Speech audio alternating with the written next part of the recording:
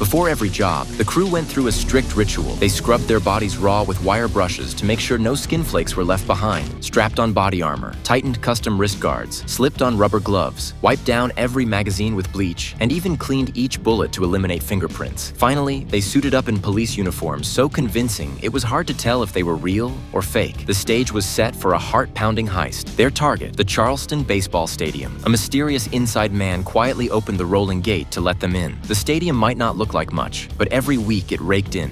Each member had a role. Tommy disguised himself as an electrician and slipped unnoticed into the control room to handle the critical systems. The fat man posed as an ambulance driver, ready for a quick getaway. Their contact led the rest of the crew through the staff corridors, pointing them toward the vault. From here, it was all up to T. Greg fired up the cutting saw and tore through the massive hinges. James followed with a crowbar, wrenching open the door. They slipped into the basement. Once the signal was given, Tommy yanked the network cables from the surveillance cameras, plunging the monitors into darkness one by one. Doug and another crewman then strode in, posing as cops responding to an alarm. The guards froze, baffled, insisting no one had called anything in. But Doug stood firm, claiming they'd received a robbery report. His tone left no room for argument. James seized the moment, asking to check everyone's IDs, trying to keep things under control. But in the basement, the two officers were still wearing sunglasses, something sharp-eyed staff couldn't ignore. The guards' nerves snapped. One reached for his sidearm. The air grew tense as guns came up on both sides. The thieves' confidence, their uniforms, their commanding presence, it was enough to keep the guards from making a move. Hesitant and outmatched, the guards finally dropped to the ground, hands out, letting themselves be bound. With the guards secured, the thieves pulled on masks. Too late, the guards realized the truth. Doug and Gibbs marched to the vault. Doug rattled off the personal details of the vault workers' families, even warning that their loved ones were already under the crew's control. Helpless, the staff opened the vault. Inside was a mountain of cash, more money than most men could spend in several lifetimes. Like predators pouncing, the thieves stuffed bag after bag at lightning speed, then slipped out with their fortune. At the exit, they paused, peeled off their masks, straightened their uniforms, and transformed seamlessly into armored truck guards. With total confidence, they strolled right out of the stadium. To anyone watching, they looked like they owned the place.